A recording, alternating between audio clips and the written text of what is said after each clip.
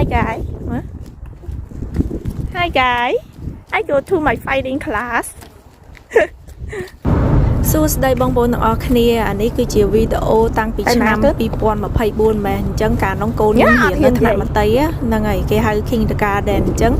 នៅក្នុងថ្នាក់មត្តេយ្យហ្នឹងមិនថាថ្នាក់មត្តេយ្យទេដូចថាពីថ្នាក់មត្តេយ្យទី1ទី2ទី3អញ្ចឹងវាមានទៅ school អញ្ចឹងគឺគេមាន program កម្មវិធីរៀនក្រៅម៉ោងអញ្ចឹងណាដូចជាមាន sport play sport លេងកីឡាលេងអីអញ្ចឹងថ្នាក់ក្រៅម៉ោងអញ្ចឹងយើងមើលទៅថ្នាក់ណាដែលយើងចង់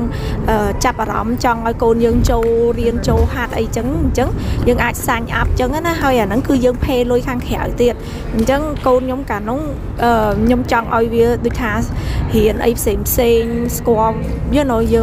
វាមាន experience អញ្ចឹងណាអញ្ចឹងក៏ឲ្យវាសាកចូលថ្នាក់karate class ហ្នឹងទៅបងប្អូនអញ្ចឹងដូចបងប្អូនឃើញនៅក្នុងវីដេអូហ្នឹងអញ្ចឹងអាហ្នឹងគឺខ្ញុំថតបានតែបន្តិចបន្តួចទេពេលដែលវាថ្ងៃដំបូងដែលវាចូលហ្នឹងហើយនឹងថ្ងៃដែលវាបញ្ចប់ថ្នាក់នឹងអញ្ចឹងណាហើយកាលនោះនិយាយទៅឃើញអាណិតកូនដែរកូនទៅស្រីតែម្នាក់ឯងហើយដល់ពេលភាគច្រើនក្មេងប្រុសគេចាប់អារម្មណ៍មកដល់ពេលអញ្ចឹងទៅក្មេងប្រុសវាមានច្រើនជាងអញ្ចឹងគេទៅហាត់ការ៉ាតេនឹងច្រើនអញ្ចឹងណា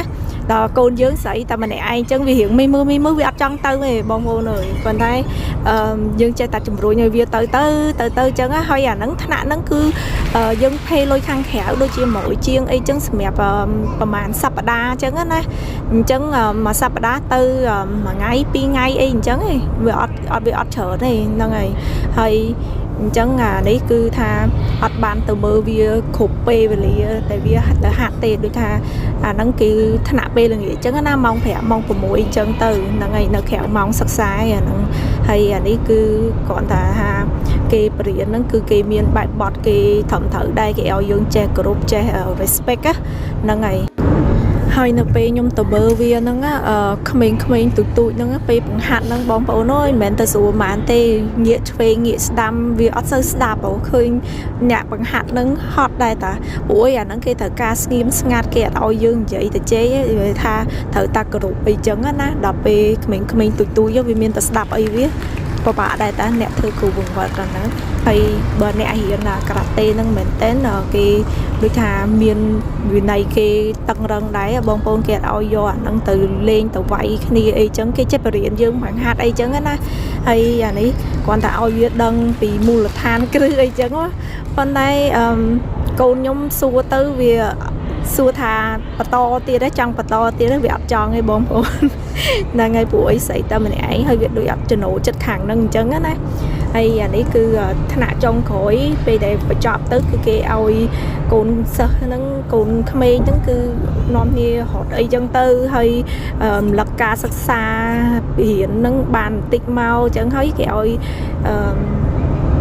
យកអាខ្សែក្រវ៉ាត់លឿងណាគឺខ្សែក្រវ៉ាត់លឿងគឺថ្នាក់ដំបូងរបស់គេឲ្យបានខ្សែក្រវ៉ាត់លឿងហ្នឹងអញ្ចឹងមានតែប៉ុណ្្នឹងឯងបងប្អូនដូចបងប្អូនឃើញអញ្ចឹងអានេះគឺថតទុកឲ្យកូនមើលកូនបានចូលរៀនអាហ្នឹងអីចឹងណាហើយនៅថ្ងៃដែលគេបញ្ចប់ខ្លះហ្នឹងគឺគេឲ្យកូនសិស្សរំលឹកក្បាច់គុណមេរៀនដែលគេធ្លាប់បង្ហាត់បរិញ្ញាហ្នឹងបន្តិចទៅហើយនឹងគ្រាន់តែឲ្យគេអង្គុយឲ្យដូចហៅឈ្មោះម្នាក់ម្ដងឡើងទៅយកខ្សែក្រវ៉ាត់លឿងហ្នឹងហើយនឹងគេមាន certificate សញ្ញាបត្រឲ្យម្នាក់មួយដូចថាសម្គាល់បញ្ជាក់ថាបានចូលថ្នាក់នឹងហាត់អីចឹងណាមានតែប៉ុណ្្នឹងឯងបងប្អូនអូខេអញ្ចឹងមានតែប៉ុណ្្នឹងទេហើយចាំជួបគ្នានៅវីដេអូក្រោយទៀតបាយ